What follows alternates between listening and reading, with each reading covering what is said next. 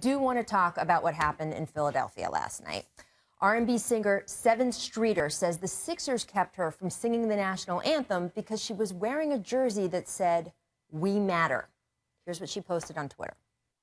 I'm at the 76ers game to sing the national anthem, and the organization is telling me that I can't because I'm wearing a "We Matter" jersey.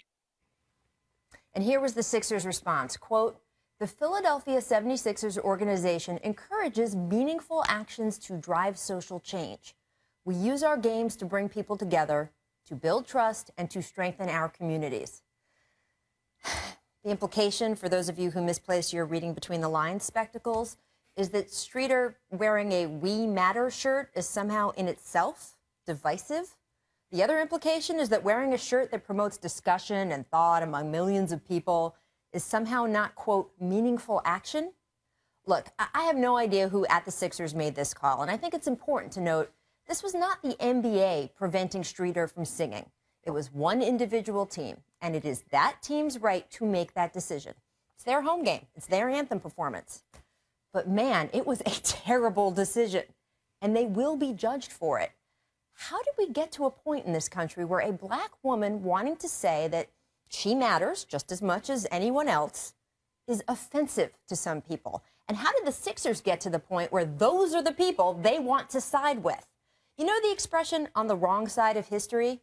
I promise picking the side of those who want to warp something as basic as a person affirming their right to exist and be recognized into some kind of insult to our country or the military, that is the wrong side of history. Saying you're an advocate for social change, but only the photo op kind that doesn't ruffle the feathers of the most racist and sexist corners of society, that is the wrong side of history.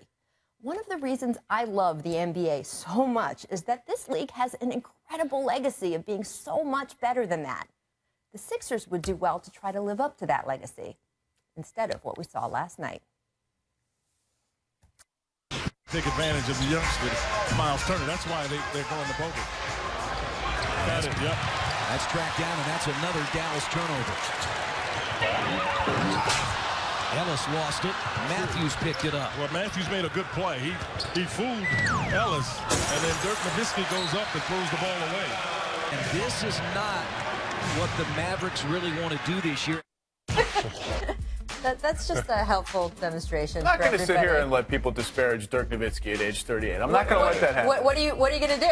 Nothing. Okay, move on to the next segment. First game jitters. First game jitters. All right, man, did you see it? Let's talk about a good thing. Did you see Anthony Davis last night?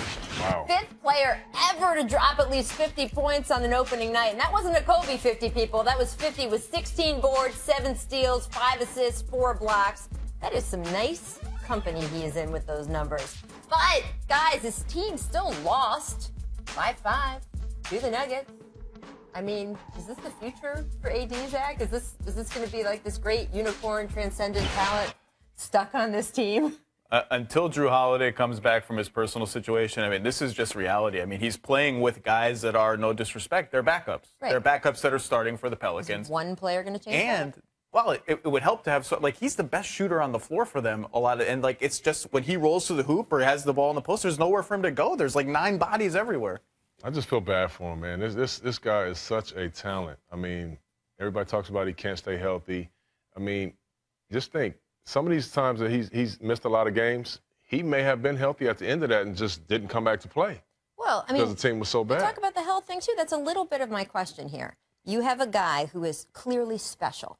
He is on a franchise that, as of yet, has not been able to put the right talent and players around him, and also, frankly, has not been able to keep him healthy or the players around him healthy. And there have been articles about their medical staff, and are they really borrowing too much from the Saints because they share some medical staff from that organization? And, hey, football players and basketball players need different medical care. That's a little different. I mean, is he in an island in a place that maybe isn't the best place for him? Well, we talked about the Rockets, how it already feels like last year for the Rockets. It feels like last year for the Pelicans, too. Half their team is hurt. They don't have enough guys. And, if you start in the NBA, 1-8, you're kind of done. Unless you're awesome, you're just not going to get back in the playoff race. And, they really need Drew Holiday and just other starter-level NBA players. Chauncey, were there franchises where you guys as players would know around the league, don't go there?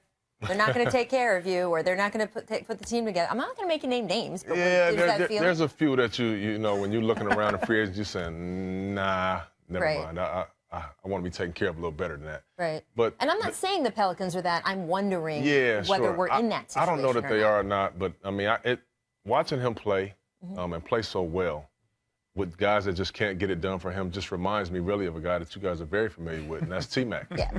Watching T-Mac play in Orlando and some of his prime days and the frustration that I've seen him come up with, because there was no good way to guard him.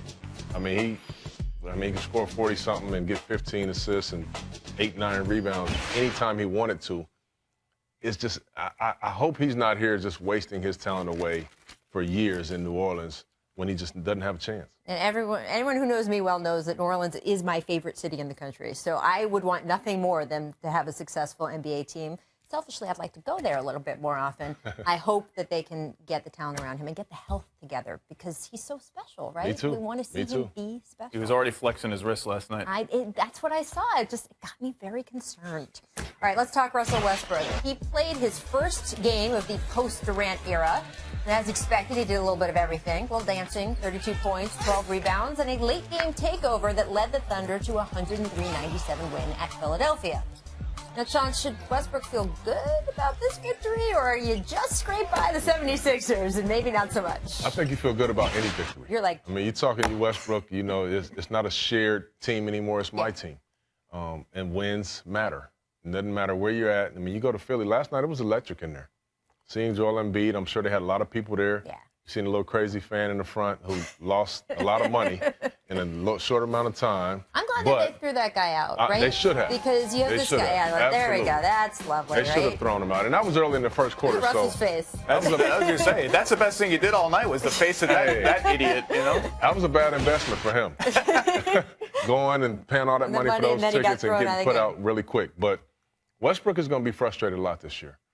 He takes on, he's got a lot on his plate this season. He's got a lot of new players. You looked at him last night, and some of those faces that he made when he was a little disgusted that it didn't go his way. You'll see a lot of this out of him. Now, you'll see him play great. He makes great faces. Yeah, you'll see him get a lot of big numbers, a lot of triple-doubles. But you're going to see a lot of frustration out of him. Well, I want to see how patient he's going to be with these guys this year. I think last night is like a good example of how they're going to have to. First of all, you're right. Any road win, I don't care where. Golden State needed a buzzer beater to win in Philly last year. A road win's a win. But they're going to have to win ugly this year. They don't have a lot of shooting around him. Oladipo was 4 of 16. That fit's going to take some time.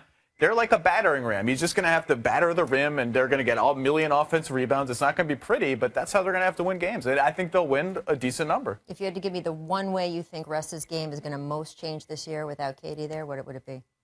Maybe post up a little bit more. They did that down the stretch last night. It's an easy way to get him deep and to get easy passing lanes for him to see. But, you know, that's he's still been doing that already. All right, well, we'll look for that. And meanwhile, on the Sixers side, you're right. They do finally have something to be happy about with Joel Embiid. I mean, man, long-awaited debut is an understatement. 20 points, 7 boards, 2 blocks. Remember, he was the 3rd pick in the 2014 draft. I mean, do you look at this, Zach, as like the process is paying off?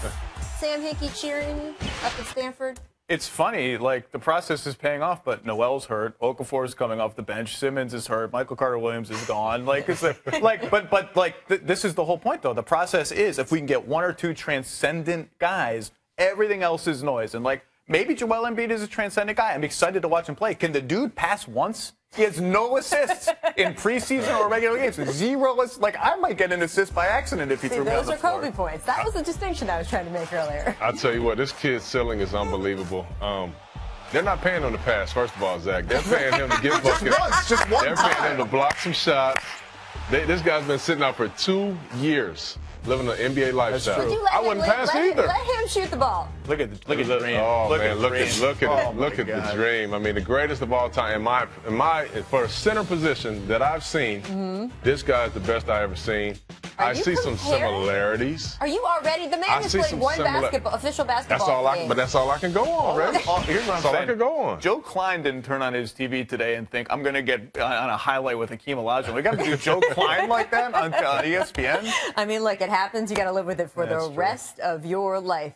I do love the way Joel is embracing the process nickname and showing that loyalty to Sam. I think that's pretty cool. I think it's a good nickname. If Paul Right? Pierce can be the truth, why can't he be the process? The Truth is the best nickname of his era. I'm sorry. That's I pretty think good. that, It's a good I think nickname. that being- Mr. Big Shot is a good one too, though. That's pretty good. But the truth is good.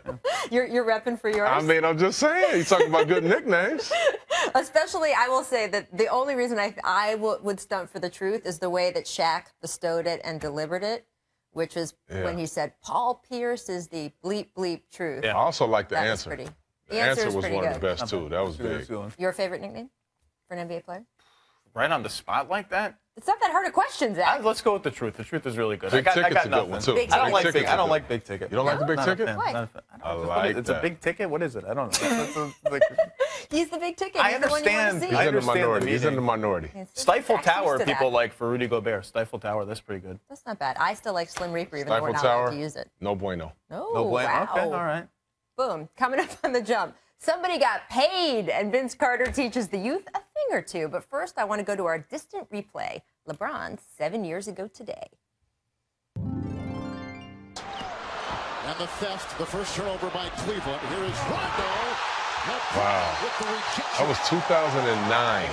Rondo. He's doing that right now in 2016. The same thing. Who said that he's Benjamin Button? That he's aging backwards?